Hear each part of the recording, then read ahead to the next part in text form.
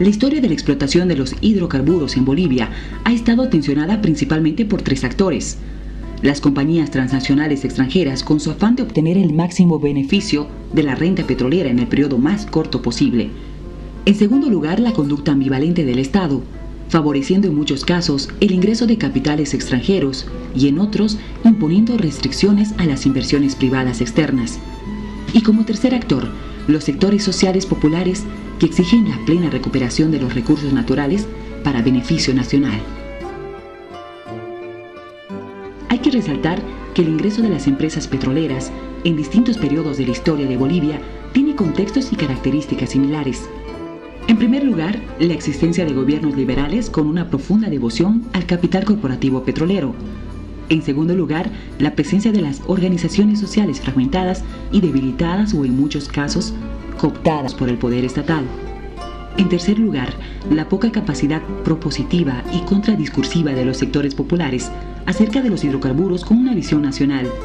Y por último, la utilización de abogados e ingenieros por parte de los regímenes políticos de los países dominantes para asesorar y hacer supuestas recomendaciones técnicas que solo sirvieron para hacer cambios jurídicos y tributarios favorables a las corporaciones petroleras.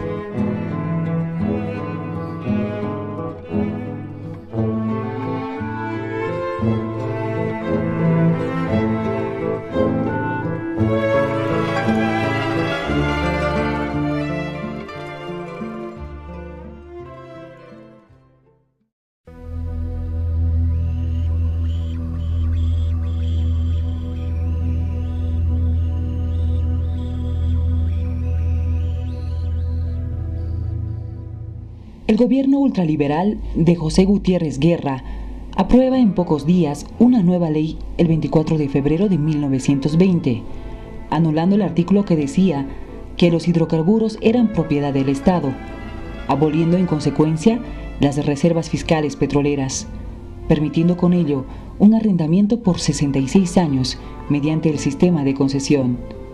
La empresa beneficiada era nada menos que la Richmond Levering Company de Nueva York.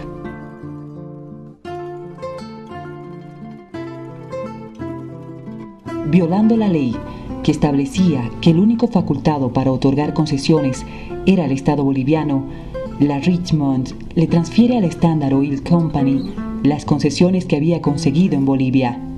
Este acto ilegal en que incurrieron la Richmond y la Standard al margen del Estado boliviano, será sumisamente aceptado por el gobierno de Bautista Saavedra en 1921.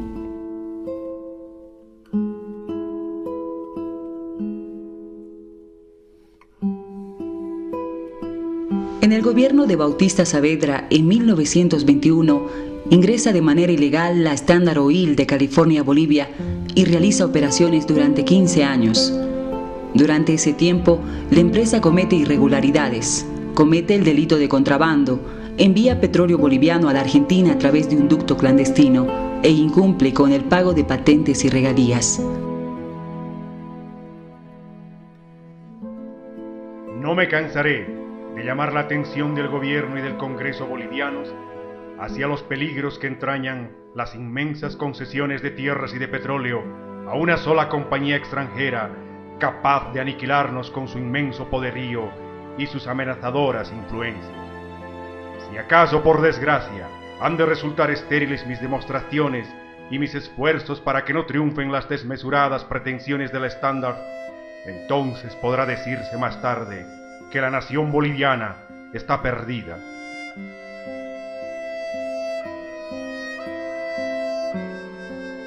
A pesar de esas irregularidades, los gobiernos liberales le permiten seguir operando en Bolivia con ventajas.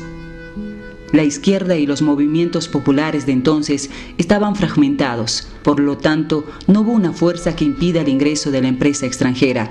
Tampoco hubo una propuesta de cómo aprovechar los recursos naturales.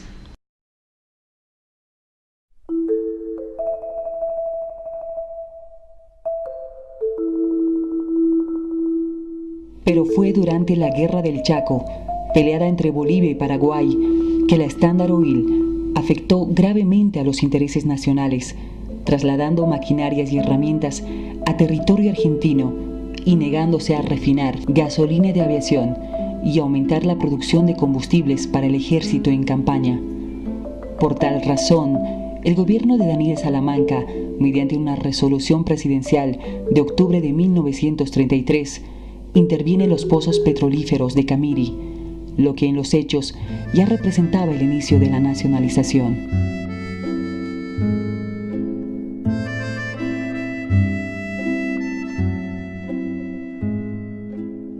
A fines de 1934, la proximidad de las tropas paraguayas a la refinería de Camiri conllevó una intensa actividad militar boliviana en la zona de operaciones y también una intensa propaganda a través de los medios de comunicación en defensa de la patria.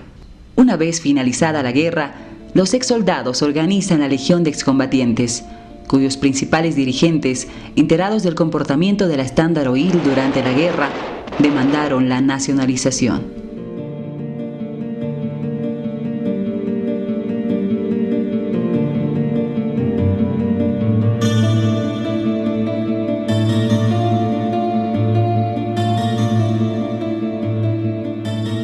Nos sacamos de ahí, porque si no, sí iban a entrar. Ahorita tuviera buenos dueños de Camiri de todo el petróleo. Quedamos nosotros fregados ya. Porque luego no hemos peleado el petróleo, a eso fuimos, no vamos a entrar, porque el terreno no sirve, ese terreno ni para sembrar yuca. Se iba en ferrocarril hasta Tupiza, Villazón, y de ahí a pie tenía que ir la gente nuestra, bajar la cordillera, la serranía y llegar al trópico. Y en esa época ni siquiera los militares habían preparado la indumentaria necesaria, con la jerga, una cosa de aquí de la altura, entraban ahí a climas donde uno se asaba, pues se moría de calor. Cuando se da la guerra del Chaco, hay una campaña muy fuerte, particularmente de los sectores de la izquierda boliviana y latinoamericana en contra de ella, denunciándola por su carácter de ser una pugna entre dos empresas transnacionales petroleras. En este caso, la Royal Dutch Shell por el lado del Paraguay y la Standard Oil desde el lado boliviano.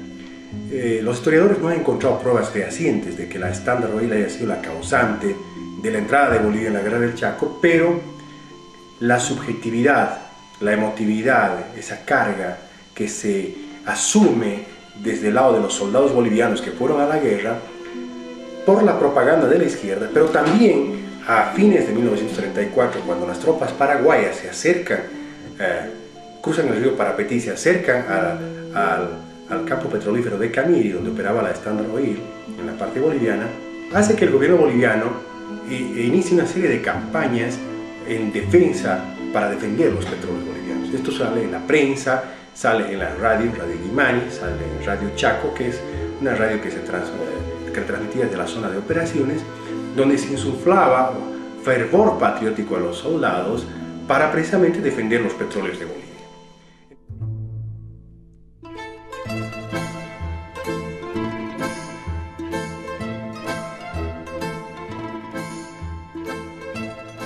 La estrategia de nacionalización de los intelectuales, encabezados por Dionisio Foglianini, contempló dos fases.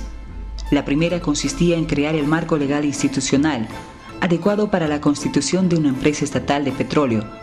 La segunda, castigar al Standard Oil por su comportamiento antiboliviano durante la Guerra del Chaco.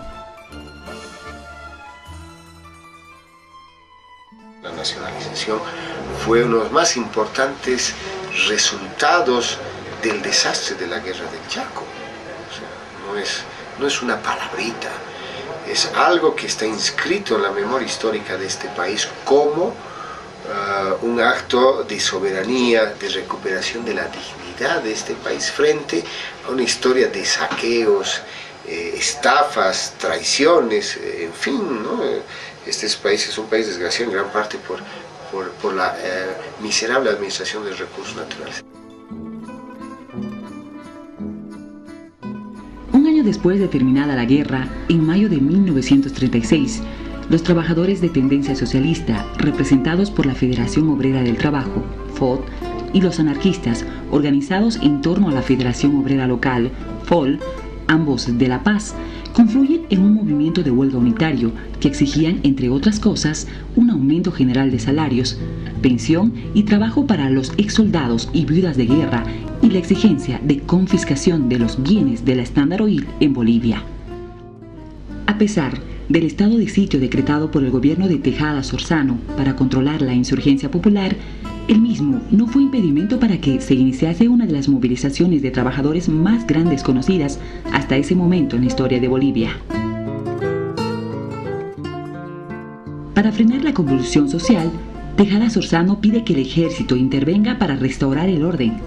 Sin embargo, el alto mando encabezado por el teniente coronel Germán Busch rehúsa cumplir la orden del primer mandatario. Ante esta situación, a Tejada Sorzano no le quedó otra alternativa que la de presentar su dimisión a la presidencia de la República. Esta actitud del ejército no era una mera casualidad. En efecto, al iniciarse el conflicto, Waldo Álvarez, uno de los dirigentes que encabezaba el movimiento de los trabajadores, se había reunido con el teniente coronel Germán Busch, a la sazón jefe del Estado Mayor, logrando el compromiso del ejército de no reprimir las manifestaciones populares. La fuerza de los trabajadores unidos por una causa común y el apoyo del ejército al movimiento se convirtió en la clave de la victoria obrera. Junto al movimiento de los trabajadores y el apoyo de las Fuerzas Armadas, se suma un grupo de notables intelectuales, compuesto fundamentalmente por ingenieros y abogados, entre los que se destacan Dionisio Foyanini, Jorge Muñoz Reyes, Humberto Vázquez Machicado, Guillermo Mariaca, José Lavadens, Gustavo Chacón, que con el apoyo permanente del teniente coronel Germán Busch elaboraron la propuesta para nacionalizar el petróleo en Bolivia. El 21 de diciembre de 1936, el grupo mencionado redacta un decreto firmado por el presidente David Toro, que establecía la creación de una empresa estatal boliviana que se encargara de administrar todas las fases de la cadena hidrocarburífera en Bolivia. Así nace Yacimientos Petrolíferos Fiscales Bolivianos, YPFB, no porque era un buen negocio, sino como el primer acto de afirmación de la soberanía nacional.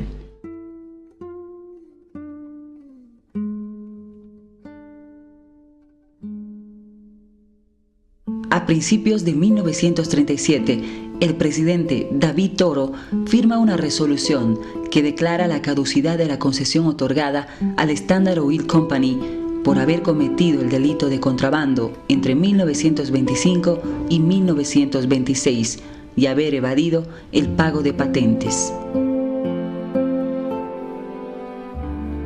Declárese la caducidad de todas las propiedades de Standard Oil Company of Bolivia dentro del territorio de la República por defraudación de los intereses fiscales.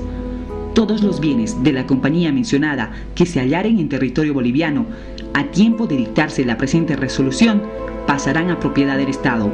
Resolución de 13 de marzo de 1937.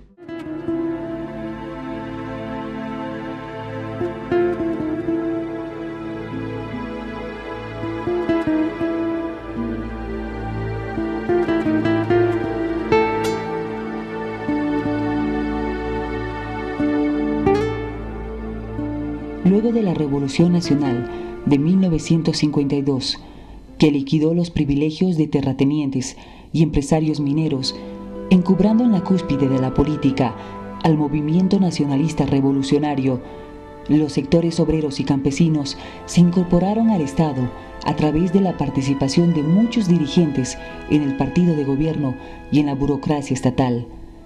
Dicha situación le permite al MNR ejercer un control sobre gran parte del sindicalismo boliviano. Así, con la dirigencia sindical cooptada y debilitada en su capacidad autónoma respecto al Estado, el MNR en 1955 logra aprobar nuevas reglas jurídicas favorables a las empresas petroleras extranjeras.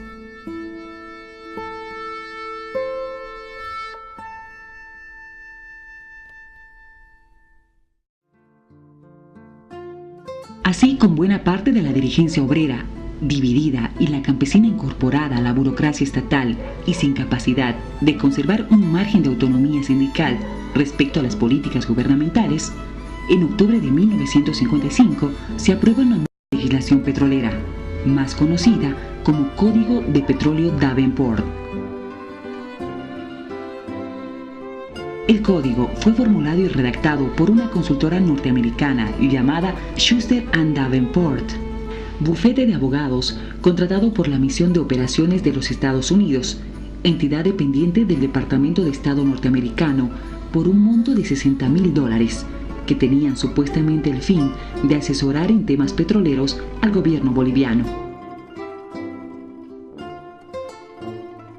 Sin embargo, la aplicación de esta medida legal se concretó en la pérdida del monopolio y de las atribuciones que tenía YPFB en materia petrolera, además que, por el régimen de atribución mínimo para las entidades privadas, sirvió de apertura para que más de una decena de empresas extranjeras ingresaran a Bolivia. Una de estas fue la Gulf Oil Company de los Estados Unidos, que obtiene concesiones por 40 años para explorar y explotar los recursos fósiles en Bolivia.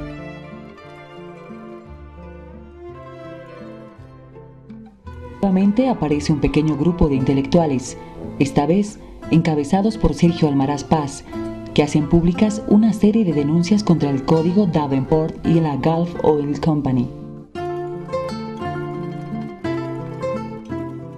Almaraz convocaba a los bolivianos a luchar por una nueva legislación que consagre el monopolio estatal sobre los hidrocarburos en todas las fases de la cadena productiva y la eliminación del régimen jurídico establecido por el Código Davenport.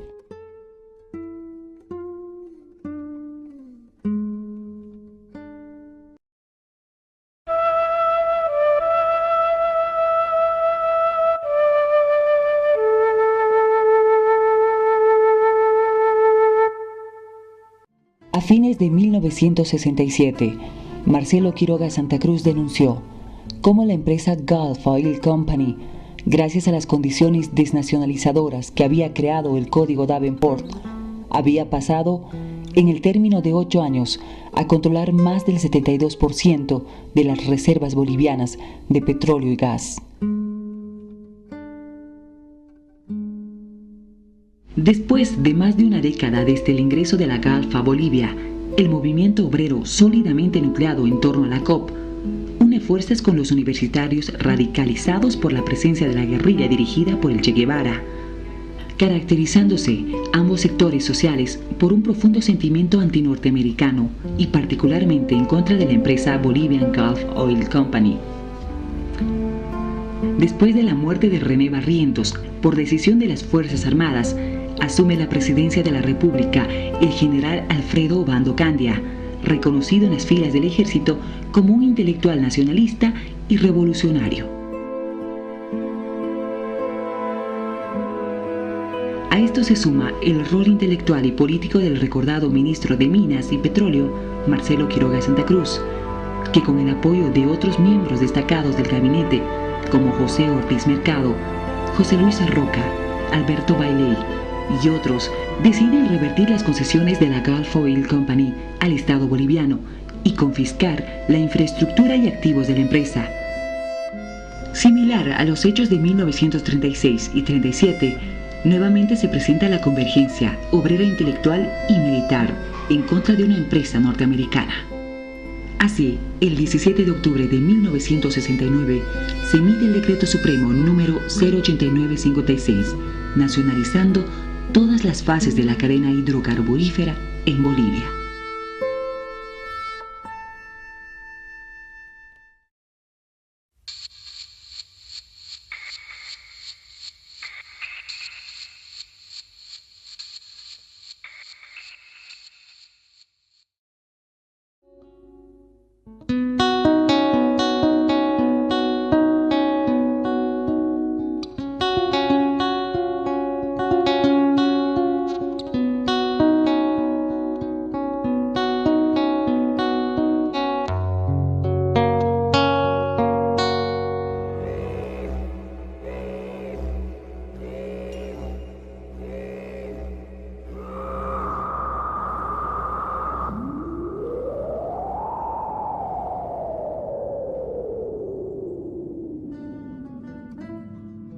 La historia de la explotación de los hidrocarburos en Bolivia ha estado tensionada principalmente por tres actores: las compañías transnacionales extranjeras, con su afán de obtener el máximo beneficio de la renta petrolera en el periodo más corto posible; en segundo lugar, la conducta ambivalente del Estado, favoreciendo en muchos casos el ingreso de capitales extranjeros y en otros imponiendo restricciones a las inversiones privadas externas; y como tercer actor, los sectores sociales populares que exigen la plena recuperación de los recursos naturales para beneficio nacional. Hay que resaltar que el ingreso de las empresas petroleras en distintos periodos de la historia de Bolivia tiene contextos y características similares. En primer lugar, la existencia de gobiernos liberales con una profunda devoción al capital corporativo petrolero. En segundo lugar, la presencia de las organizaciones sociales fragmentadas y debilitadas o en muchos casos cooptadas por el poder estatal.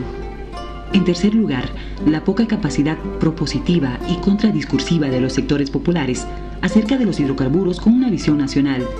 Y por último, la utilización de abogados e ingenieros por parte de los regímenes políticos de los países dominantes para asesorar y hacer supuestas recomendaciones técnicas que solo sirvieron para hacer cambios jurídicos y tributarios favorables a las corporaciones petroleras.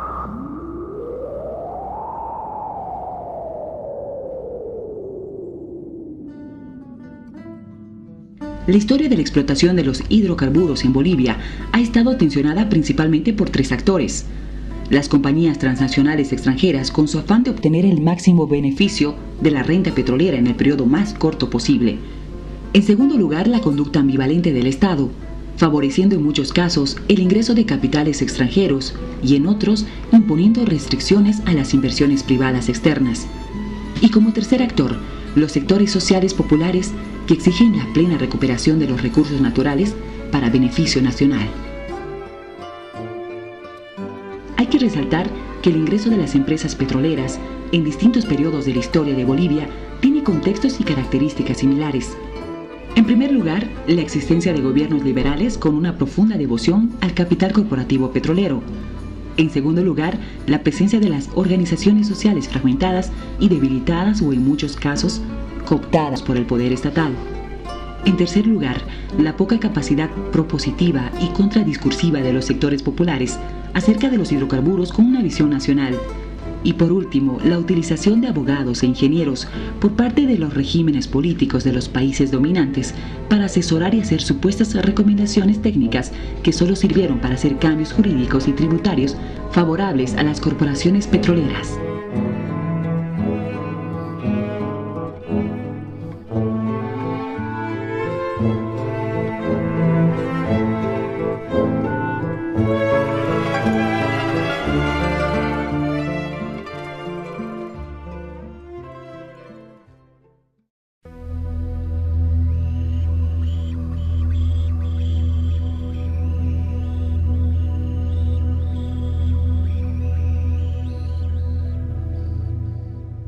El gobierno ultraliberal de José Gutiérrez Guerra aprueba en pocos días una nueva ley el 24 de febrero de 1920, anulando el artículo que decía en Bolivia con ventajas. La izquierda y los movimientos populares de entonces estaban fragmentados, por lo tanto no hubo una fuerza que impida el ingreso de la empresa extranjera, tampoco hubo una propuesta de cómo aprovechar los recursos naturales.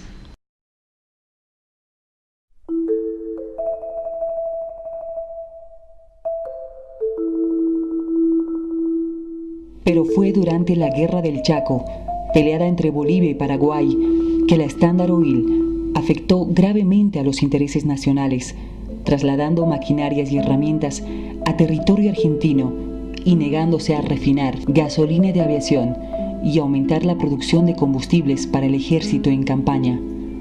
Por tal razón, el gobierno de Daniel Salamanca, mediante una resolución presidencial de octubre de 1933, interviene en los pozos petrolíferos de Camiri, lo que en los hechos ya representaba el inicio. Que son licitaciones.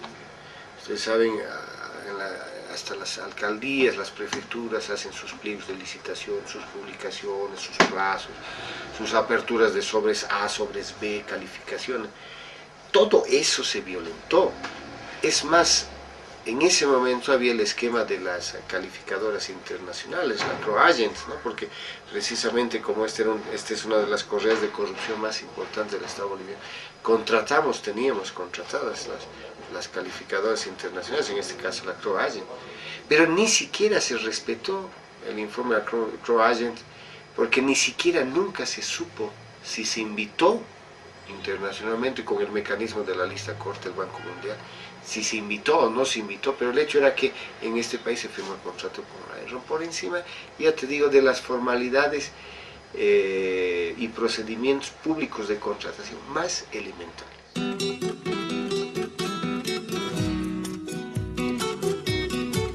Camiri es una ciudad intermedia que ha sido por 70 años petrolera y que en el transcurso de ese tiempo lo que ha obtenido ha sido simplemente una ilusión de que se vive bien. La ciudad, como ustedes van a poder ver, es una ciudad con mucha pinta, sí, pero su gente no tiene una buena vida, ¿no? La mayoría de la gente vive en las laderas, sin acceso al agua, sin acceso a la energía eléctrica, sin acceso al gas a domicilio, cocina con leña todavía. Aquí en los barrios, si ustedes visitan algún barrio periférico, se van a encontrar con esa realidad y con otra realidad que de repente no se ve, pero que uno lo siente cuando tiene sensibilidad y visita las casas. De cada 10 niños, 7 en los barrios periféricos tienen desnutrición, porque no tienen acceso a la comida.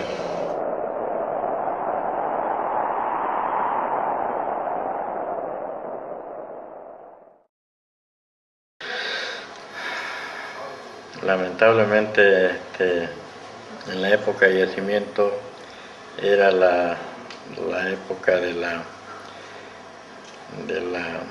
vacas gordas, como decimos vulgarmente por acá, porque era bonanza, pero bonanza para cierto sector. Nuestra gente no supo valorar su trabajo ni lo que era el yacimiento en esa época, porque se vieron cosas que no debían hacer, digamos, en tiempo los sindicatos. En el lado de Monteagudo se vio un caso que porque no le gustó el papel higiénico cerraron un pozo en producción.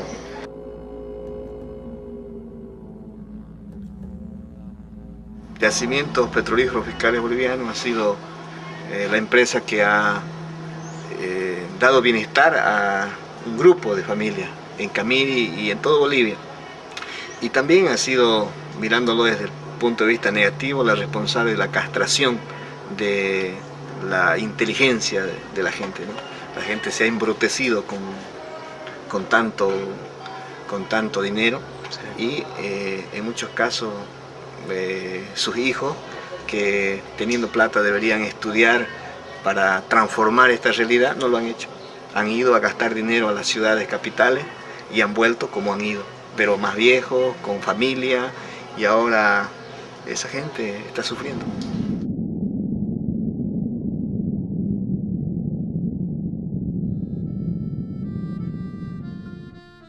La generación del discurso de nacionalización de los hidrocarburos, al igual que en los anteriores dos procesos, tuvo la convergencia de diferentes movimientos sociales e intelectuales. Instituciones como el Comité de Defensa del Patrimonio Nacional, encabezado por Enrique Mariaca y Andrés Solís, profesores del posgrado en Ciencias Sociales, CIDES, de la Universidad Mayor de San Andrés, entre los que se encontraban Juan Perelman, el periodista Mirko Orgaz, el economista Osvaldo Calle, el abogado José Luis Roca denunciaron el carácter antinacional de la privatización de los hidrocarburos.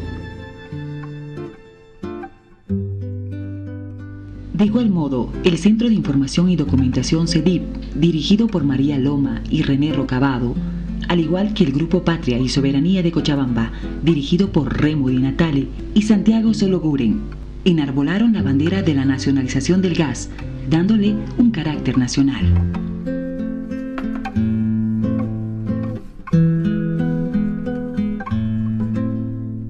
Cabe resaltar los trabajos de denuncia que hizo Juan Carlos Berrera como delegado para la revisión de la capitalización en contra de las empresas capitalizadoras.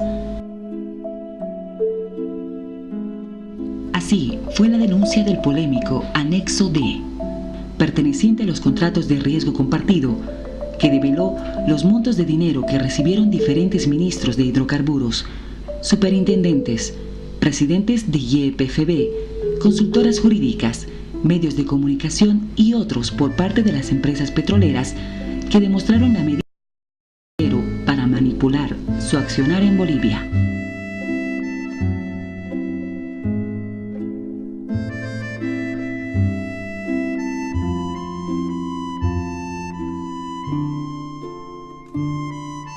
¿Cuánto gastó el gobierno, el Estado, para la capitalización? Costos directos y asociados, 188 millones de dólares. ¿Quién financió? ¿De dónde salió esta plata? Los créditos directos vinieron para usar en la contratación de bancos de inversión, abogados, consultores y asesores, vinieron básicamente del Banco Mundial. ¿En qué se gastó? ¿Cómo que se pudo gastar 188 millones de dólares? 38 millones fueron a bancos de inversión, asesores, consultores, abogados.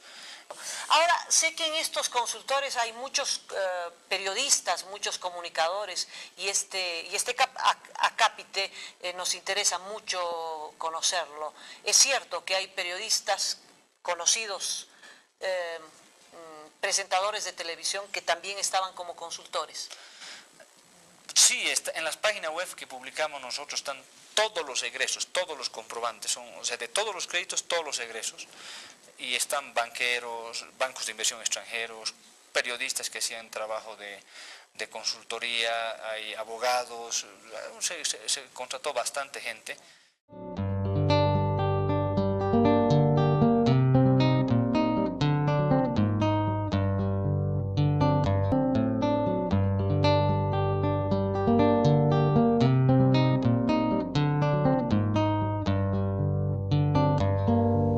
Uno no escoge el país donde nace, pero ama el país donde ha nacido. Uno no escoge el tiempo para venir al mundo, pero debe dejar huellas de su tiempo. Nadie puede evadir su responsabilidad. Nadie puede taparse los ojos, los oídos, enmudecer y cortarse las manos. Todos tenemos un deber de amor que cumplir, una historia que nacer, una meta que alcanzar. A partir del 98, 99, 2000, 2002 ya vamos difundiendo la necesidad de poder enmarcarnos en la lucha de hidrocarburos.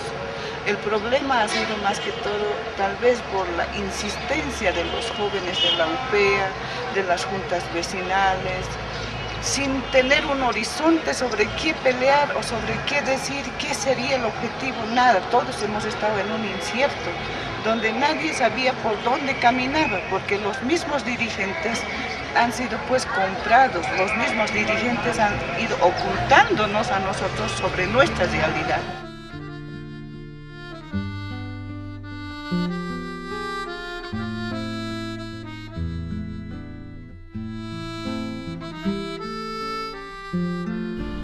Las compañías privadas, cuando ingresaron a Bolivia, modificaron la estructura jurídica de la producción del petróleo. De este modo, actuaron unidas al poder político. En los últimos años, Bolivia se ha visto conmovida por insurrecciones populares urbanas y levantamientos campesinos. La primera, la Guerra del Agua, en abril del año 2000, protagonizada por el conjunto de la población cochabambina, en contra de la privatización del agua en manos de la compañía transnacional Bechtel. Mis ojos se despiertan en otra mañana, otro sol, otra ventana, otro rayo de madrugada. Hay miradas quietas, sigilosa historia y tiempo que un grito solo ya no alcanza a romper ese silencio. Un grito solo ya no alcanza a romper ese silencio. La segunda insurrección popular en febrero del 2003 dejó 34 personas muertas y 200 heridas. Nuevamente el sistema político cobró la vida de bolivianos. Nos vemos obligados a cambiar el impuesto al IVA, el complementario, el RC-IVA. En vez de descargarlo con facturas, se va a tener que pagar este impuesto con efectivo. Con el fin de financiar el déficit fiscal, el segundo gobierno de Gonzalo Sánchez de Lozada decretó un impuestazo, provocando el rechazo generalizado, el motín y enfrentamiento de la policía con las Fuerzas Armadas.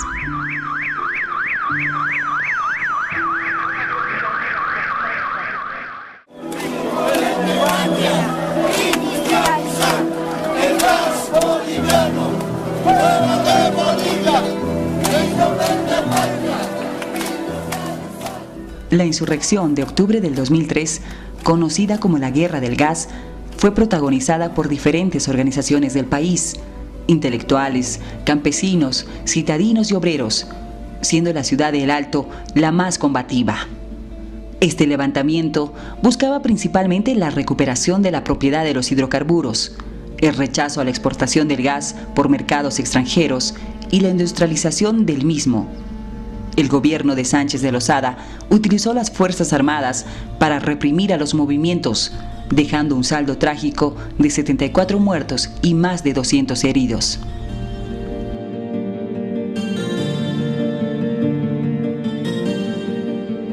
Así surgieron cuestiones como ¿a quién obedece el gobierno? ¿Es a los bolivianos o a los organismos internacionales?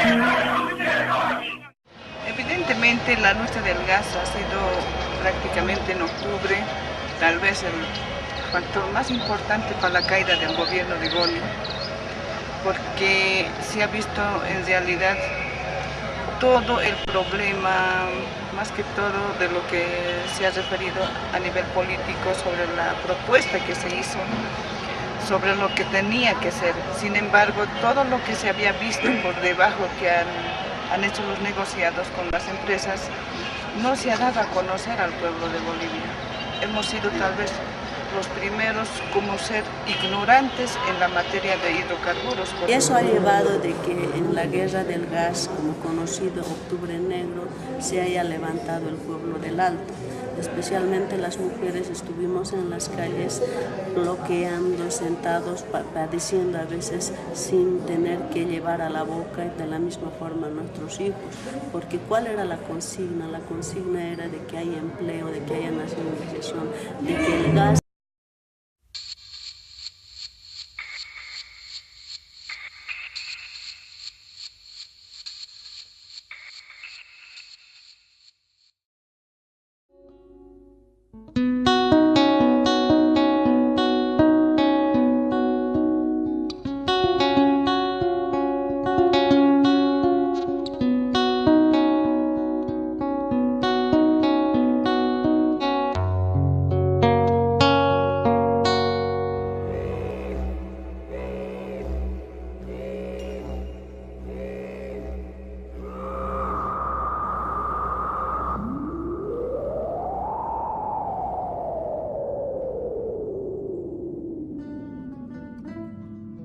La historia de la explotación de los hidrocarburos en Bolivia ha estado tensionada principalmente por tres actores. Las compañías transnacionales extranjeras, con su afán de obtener el máximo beneficio de la renta petrolera en el periodo más corto posible. En segundo lugar, la conducta ambivalente del Estado. favoreciendo en muchos casos el ingreso de capitales extranjeros y en otros imponiendo restricciones a las inversiones privadas externas.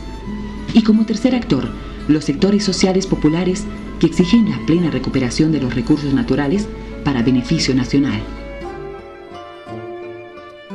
Hay que resaltar que el ingreso de las empresas petroleras en distintos periodos de la historia de Bolivia tiene contextos y características similares. En primer lugar, la existencia de gobiernos liberales con una profunda devoción al capital corporativo petrolero. En segundo lugar, la presencia de las organizaciones sociales fragmentadas y debilitadas o en muchos casos cooptadas por el poder estatal. En tercer lugar, la poca capacidad propositiva y contradiscursiva de los sectores populares acerca de los hidrocarburos con una visión nacional.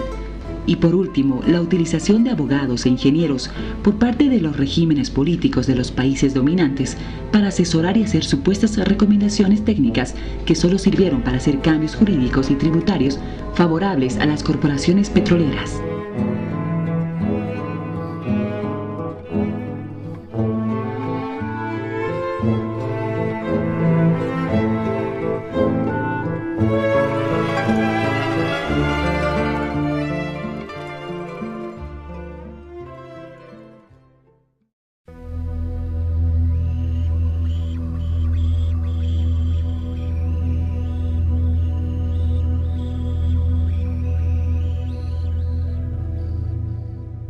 El gobierno ultraliberal de José Gutiérrez Guerra aprueba en pocos días una nueva ley el 24 de febrero de 1920, anulando el artículo que decía que los hidrocarburos eran propiedad del Estado, aboliendo en consecuencia las reservas fiscales petroleras, permitiendo con ello un arrendamiento por 66 años mediante el sistema de concesión. La empresa beneficiada era nada menos que la Richmond Levering Company de Nueva York.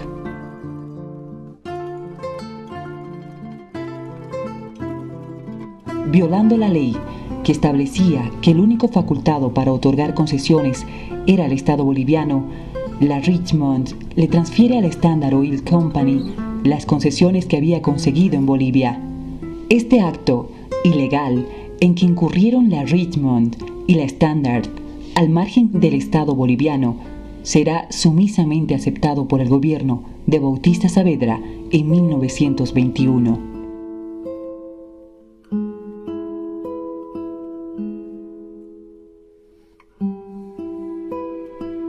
En el gobierno de Bautista Saavedra en 1921, ingresa de manera ilegal la Standard Oil de California, Bolivia, y realiza operaciones durante 15 años. Durante ese tiempo, la empresa comete irregularidades, comete el delito de contrabando, envía petróleo boliviano a la Argentina a través de un ducto clandestino e incumple con el pago de patentes y regalías. No me cansaré de llamar la atención del gobierno y del Congreso bolivianos hacia los peligros que entrañan las inmensas concesiones de tierras y de petróleo a una sola compañía extranjera capaz de aniquilarnos con su inmenso poderío y sus amenazadoras influencias. Si acaso por desgracia han de resultar estériles mis demostraciones y mis esfuerzos para que no triunfen las desmesuradas pretensiones de la Standard, entonces podrá decirse más tarde que la nación boliviana está perdida.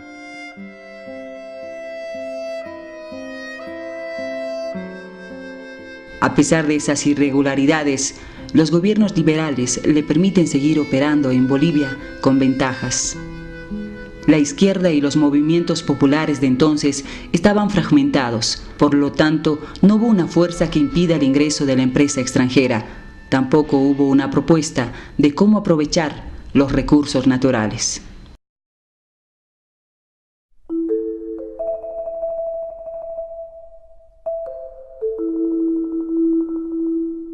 Pero fue durante la Guerra del Chaco, peleada entre Bolivia y Paraguay, que la Standard Oil afectó gravemente a los intereses nacionales, trasladando maquinarias y herramientas a territorio argentino y negándose a refinar gasolina de aviación y aumentar la producción de combustibles para el ejército en campaña. Por tal razón, el gobierno de Daniel Salamanca, mediante una resolución presidencial de octubre de 1933, interviene en los pozos petrolíferos de Camiri, lo que en los hechos ya representaba el inicio de... Se firman 44 contratos de exploración y explotación con las compañías petroleras. Queda cuestionar el papel de yacimientos petrolíferos fiscales bolivianos y las condiciones de soberanía de nuestros recursos.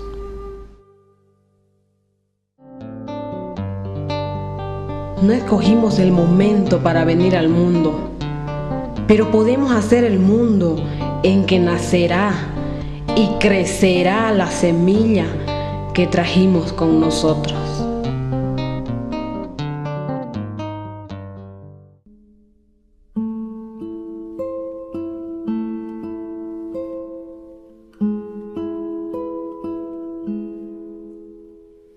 Los pagos de la deuda durante el año 2007 muestran que el gobierno del MAS ha cancelado por el servicio de la deuda interna y externa alrededor de 877 millones de dólares.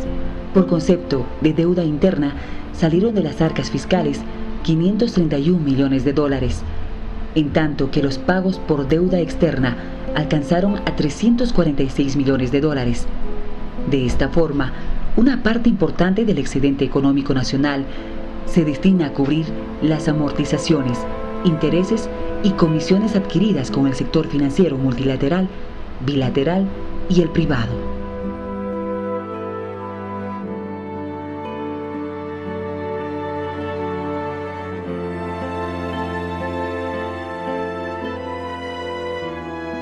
A pesar de la fuerte retórica nacionalista del régimen político del movimiento al socialismo, este ha preferido un sistema de convivencia con las empresas transnacionales petroleras, reconociéndoles las inversiones pasadas por un valor de cerca de 1.500 millones de dólares, además de la devolución de los costos recuperables expresados claramente en la firma de los contratos petroleros.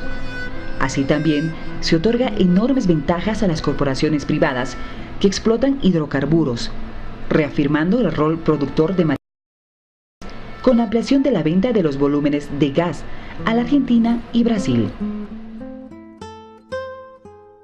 La Asociación de Yacimientos Petrolíferos Fiscales Bolivianos con las corporaciones petroleras tiene su contraparte negativa, ya que se carga diferentes deudas a la empresa estatal.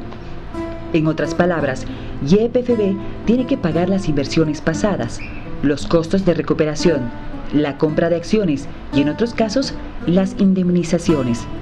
Asimismo, debe garantizar con sus recursos el pago de una parte de la renta dignidad para las personas mayores de 60 años.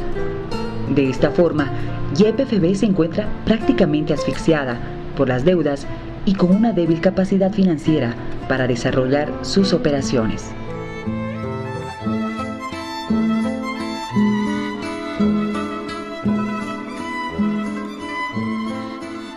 El conjunto del país llama la atención. Las élites políticas bolivianas, sean del gobierno del MAS, de la oposición, han decidido repartirse a la renta petrolera.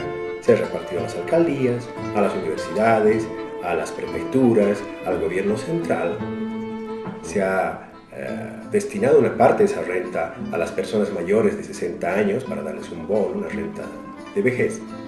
Pero nadie se ha preocupado de la empresa estatal de petróleo boliviano. ¿Cómo se puede refundar una empresa si no se le da recursos y se le cargan las deudas?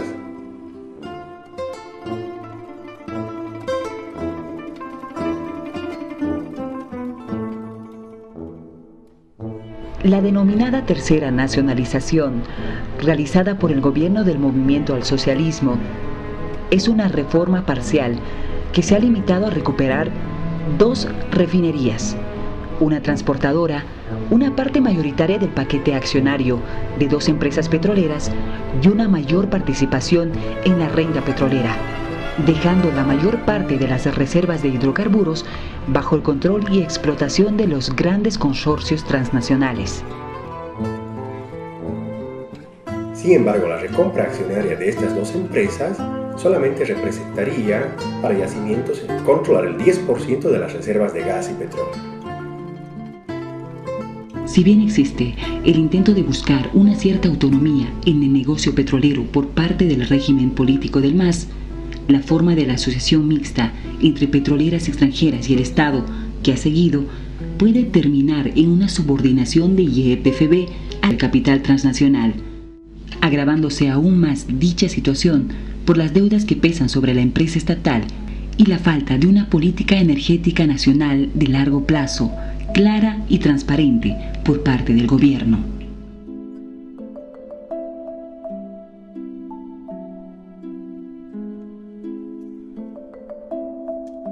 La continuación de esta forma de endeudamiento, con una fuerte tendencia a aumentar, terminará por convertirse en un dogal que irremediablemente asfixiará los intentos de cualquier régimen político de conservar el control y destino del excedente económico que se genere en Bolivia.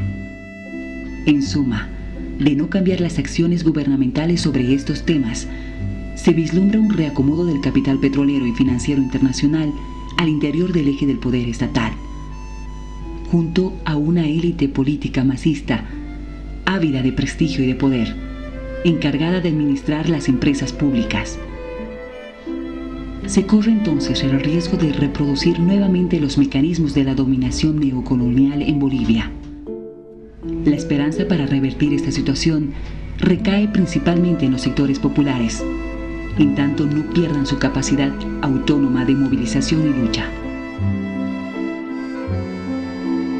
El tiempo lo dirá.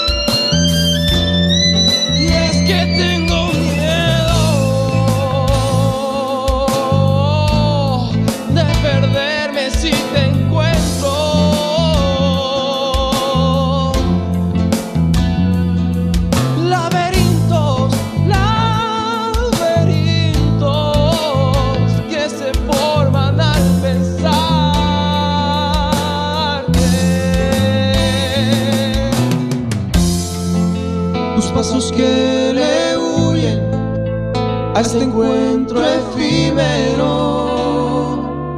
y es el viento quien me abraza el alma.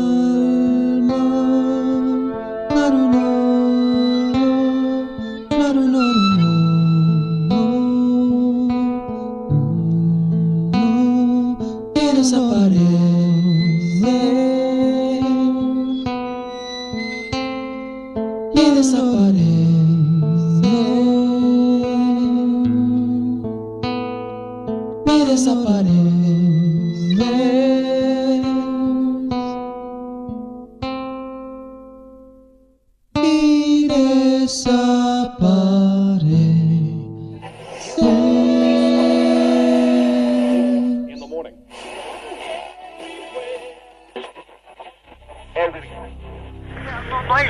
No hay raciocinio para meter metralla a gente que está agarrando piedra.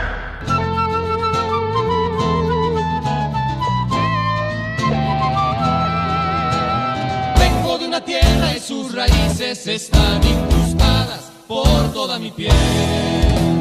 Llevo el canto hasta las montañas y las cordilleras me hablan del ayer. Un ayer que ha vencido al tiempo, siempre alimentado en la mesa del que se mantiene al centro.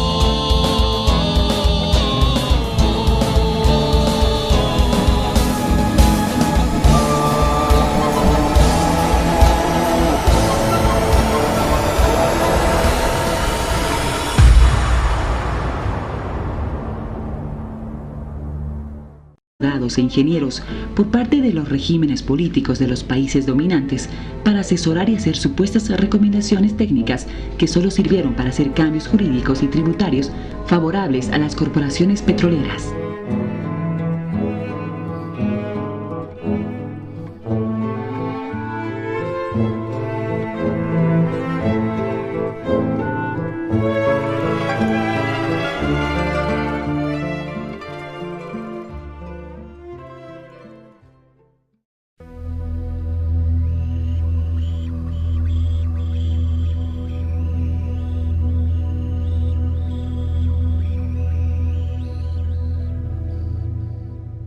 El gobierno ultraliberal de José Gutiérrez Guerra aprueba en pocos días una nueva ley el 24 de febrero de 1920, anulando el artículo que decía que los hidrocarburos eran propiedad del Estado, aboliendo en consecuencia las reservas fiscales petroleras, permitiendo con ello un arrendamiento por 66 años mediante el sistema de concesión.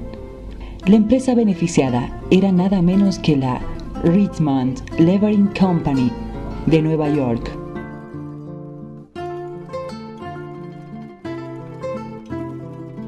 Violando la ley que establecía que el único facultado para otorgar concesiones era el Estado boliviano, la Richmond le transfiere a la Standard Oil Company las concesiones que había conseguido en Bolivia.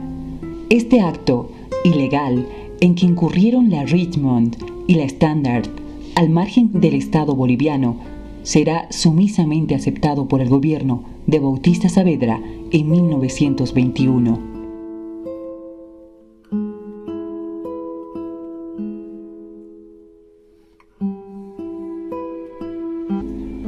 Por tal razón, el gobierno de Daniel Salamanca, mediante una resolución presidencial de octubre de 1933, interviene en los pozos petrolíferos de Camiri, lo que en los hechos ya representaba el inicio de la nacionalización.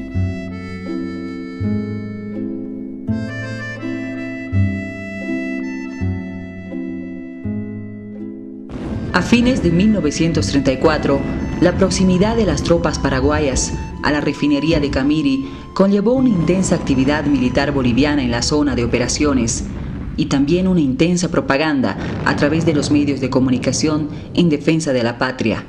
Una vez finalizada la guerra, los exsoldados organizan la Legión de Excombatientes, cuyos principales dirigentes, enterados del comportamiento de la Standard Oil durante la guerra, demandaron la nacionalización.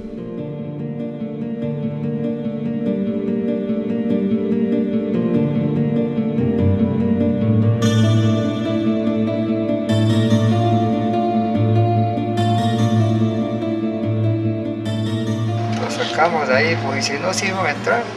Ahorita tuviera buenos dueños de Camiri de todo el petróleo. Quedamos nosotros fregados ya, porque luego no hemos peleado el petróleo, a eso fuimos, no vamos a entrar, porque el terreno no sirve, ese terreno ni para sembrar yuca. Se iba en ferrocarril hasta Tupiza, Villazón, y de ahí a pie tenía que ir la gente nuestra, bajar la cordillera, la serranía y llegar al trópico. Y en esa época ni siquiera los militares habían preparado la indumentaria necesaria. Con la jerga, una cosa de aquí de la altura, entraban ahí a climas donde uno se asaba, pues se moría de calor. En el gobierno de Bautista Saavedra, en 1921, ingresa de manera ilegal la Standard Oil de California, Bolivia, y realiza operaciones durante 15 años. Durante ese tiempo, la empresa comete irregularidades, comete el delito de contrabando, envía petróleo boliviano a la Argentina a través de un ducto clandestino e incumple con el pago de patentes y regalías.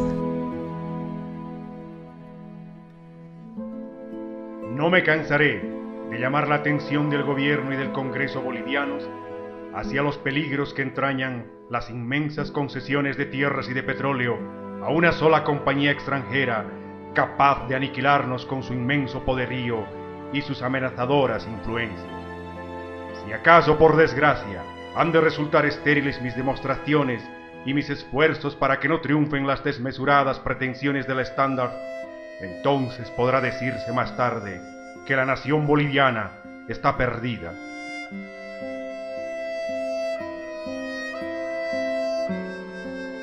A pesar de esas irregularidades, los gobiernos liberales le permiten seguir operando en Bolivia con ventajas. La izquierda y los movimientos populares de entonces estaban fragmentados, por lo tanto, no hubo una fuerza que impida el ingreso de la empresa extranjera. Tampoco hubo una propuesta de cómo aprovechar los recursos naturales.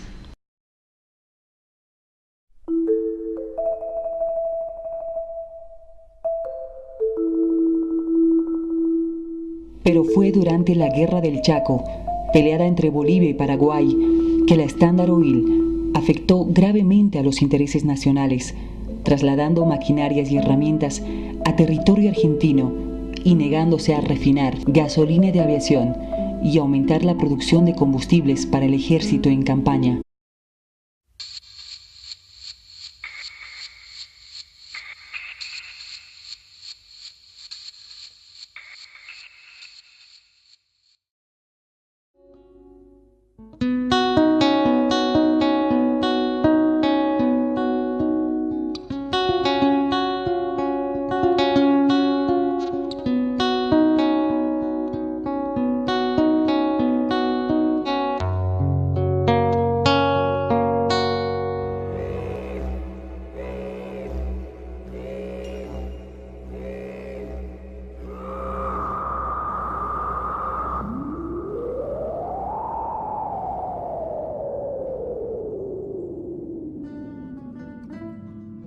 La historia de la explotación de los hidrocarburos en Bolivia ha estado tensionada principalmente por tres actores: las compañías transnacionales extranjeras, con su afán de obtener el máximo beneficio de la renta petrolera en el periodo más corto posible; en segundo lugar, la conducta ambivalente del Estado, favoreciendo en muchos casos el ingreso de capitales extranjeros y en otros imponiendo restricciones a las inversiones privadas externas; y como tercer actor, los sectores sociales populares que exigen la plena recuperación de los recursos naturales para beneficio nacional. Hay que resaltar que el ingreso de las empresas petroleras en distintos periodos de la historia de Bolivia tiene contextos y características similares. En primer lugar, la existencia de gobiernos liberales con una profunda devoción al capital corporativo petrolero. En segundo lugar, la presencia de las organizaciones sociales fragmentadas y debilitadas o en muchos casos cooptadas por el poder estatal. En tercer lugar, la poca capacidad propositiva y contradiscursiva de los sectores populares acerca de los hidrocarburos con una visión nacional. Y por último, la utilización de Cuando se da la guerra del Chaco, hay una campaña muy fuerte, particularmente de los sectores de la izquierda boliviana y latinoamericana, en contra de ella, denunciándola por su carácter de ser una pugna entre dos empresas transnacionales petroleras. En este caso, la Royal Dutch Shell por el lado del Paraguay y la Standard Oil desde el lado boliviano.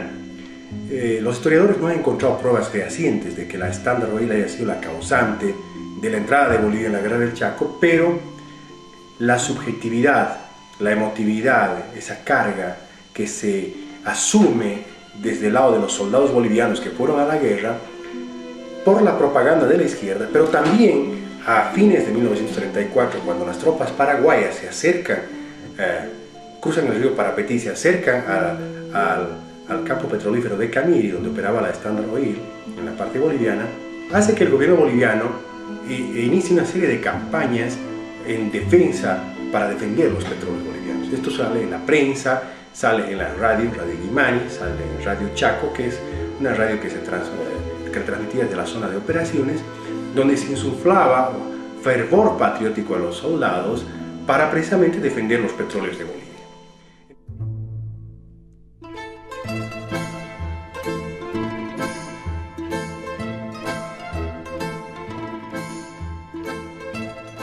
La estrategia de nacionalización de los intelectuales, encabezados por Dionisio Foglianini, contempló dos fases. La primera consistía en crear el marco legal institucional adecuado para la constitución de una empresa estatal de petróleo. La segunda, castigar al Standard Oil por su comportamiento antiboliviano durante la Guerra del Chaco. La nacionalización fue uno de los más importantes resultados